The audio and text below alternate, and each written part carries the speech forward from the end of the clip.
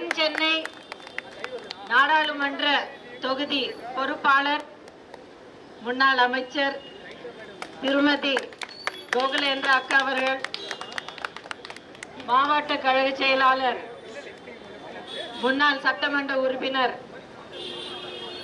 மரியாதைக்குரிய சகோதரர் M K Ashok அவர்களும், தமிழ்நாடு அம்மா பேரவையின் துணை செயலாளரான மரியாதைக்குரிய சகோதரர் சுரேஷ் அவர்களுக்கும், கழக பொறுப்பாளர்களும் நிர்வாகிகளும் தொண்டர்களும், இங்கே கூடியிருக்கும் தோழமை கட்சிகளின் தேமுதிக, எஸ்டிபிஐ, ஃபார்வர்ட் பிளாக், புதிய தமிழகம் மற்றும் அனைத்து கட்சிகளும் நிர்வாகிகளும் சகோதரி சகோதரர்களும், உண்மையை மக்களிடம் பொறுப்பாக கொண்டு செல்லும் ஊடக நண்பர்களும், ஓய்வில்லா மக்களை பாதுகாக்கிற காவல்துறையினரும் அனைவருக்கும் என்னுடைய பணிவான வணக்கங்களை தெரிவிச்சுக்கிறேன். 5 வருடங்களுக்கு ஒரு தடவை இந்த முக்கியமான ஒரு நேரத்துக்கு வர்றோம். நம்ம 5 வருஷங்களுக்கு ஒரு தடவை நம்மளுடைய உரிமையை ஒரு வேட்பாளரிடம், ஒரு சில கட்சி தலைவர்களிடம், ஒரு சில கட்சிகளிடம் நம்ம ஒப்படைக்கிறோம். எதற்காக?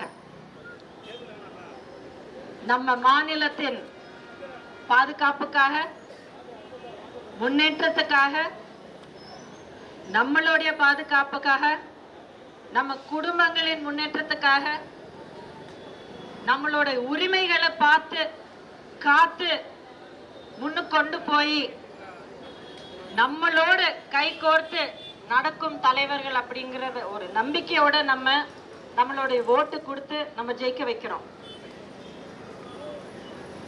அதனால கடந்த 5 வருஷமா நடந்திருக்கிற வேலைகள் அனைத்தும் நமக்கு நியாயமாக இருக்கிறதா அப்படிங்கறது சிந்திக்க வேண்டிய நேரம் வந்திருக்கு.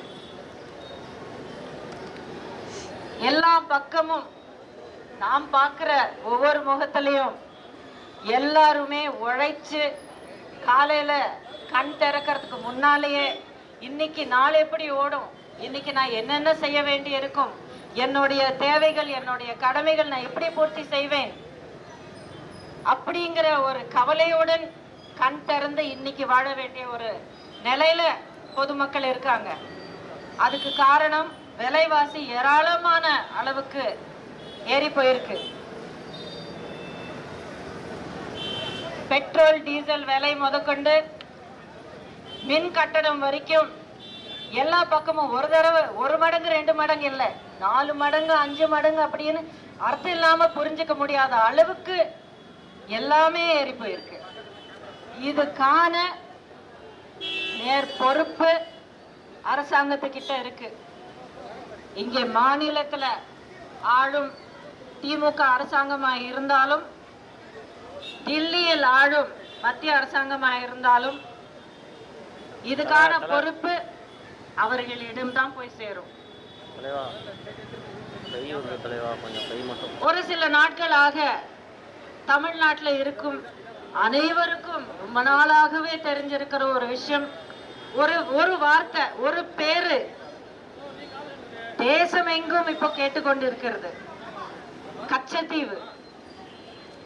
கச்சத்தீவை மீட்டு தமிழ்நாட்டுக்கு கொடுத்து தமிழ்நாட்டுடைய கௌரவத்தையும் தமிழ் மீனவர்களுடைய பாதுகாப்பும் நாங்க பாதுகாப்போம் அப்படிங்கிற உறுதி ஆட்சிக்கு வந்த 10 வருஷமாக நமக்கு கேட்கப்படல. இந்த தேர்தல் அறிவிச்ச கொஞ்ச நாளைக்கு அப்புறம்தான் நமக்கு காதுல படுது.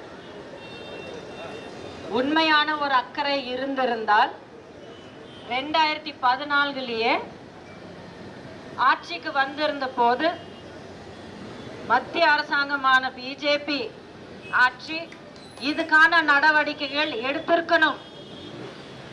தேர்தல் அறிவிச்ச ஒரு சில நாட்களுக்கு அப்புறம் இந்த பேச்சு எடுக்கிறதுனா என்ன அர்த்தம்?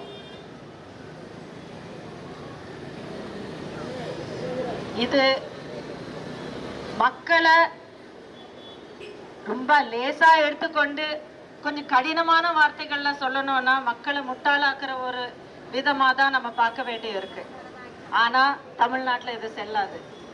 ஏன்னா கச்சத்தீவு அப்படிங்கிற ஒரு பிரச்சனைக்கு ஒரு தீர்வு காணணும் அப்படிங்கிறது புரட்சி தலைவி அம்மா அவர்கள் எத்தனையோ வருஷங்களுக்கு முன்னாடி அதுக்காக குரல் எழுப்பி உச்ச நீதிமன்றத்து வரைக்கும் அவங்க கொண்டு போயிருக்காங்க. இந்த விஷயம் நமக்கு புதுசு இல்லை. இந்த நேரத்துல இந்த பிரச்சனையை எழுப்புறது அப்படிங்கிறது எந்த விதத்துல பார்த்தாலும் இது ஒரு ஆப்பர்ச்சுனிஸ்டிக்கான ஒரு ஸ்டெப் தான் நம்ம புரிஞ்சுக்கணும். நண்பர்களே, சகோதரிகளே, எல்லாரும் கஷ்டப்படுறது, எல்லாரும் கனவு காண்றது உங்களுடைய குழந்தைங்களுடைய எதிர்காலத்துக்காக தான். நல்லபடியா படிக்க வச்சு அவங்களுக்கு ஒரு நல்ல வாழ்க்கை அமைச்சு கொடுத்து அவங்க ஆரோக்கியமா பத்திரமா வாழணும் அப்படிங்கிறதுக்காக தான். ஆனா எந்த பக்கம் பார்த்தாலும் இத்தனை வருஷ காலமாக இது வரைக்கும் எதிர்பாராத அளவுக்கு போதைப் பொருட்களுடைய ஒரு மிகப்பெரிய ஒரு பூதம் தமிழ்நாட்டுல ஒவ்வொரு கோணத்திலையும், ஒவ்வொரு மூலையிலையும், ஒவ்வொரு முனையிலையும் எழுந்திருக்கிறது. நம்ம எல்லாருக்கும் தெரியும். இதுக்கான பொறுப்பு யாருகிட்ட எடுக்க அப்படிங்கிறது நிரூபிக்கப்பட்டிருக்கு. இங்கே ஆளும் திமுக கட்சியின் ஒரு மூத்த பொறுப்பாளருடைய செயல் அப்படிங்கிறது நம்ம அனைவருக்கும் தெரிய வந்திருக்கு.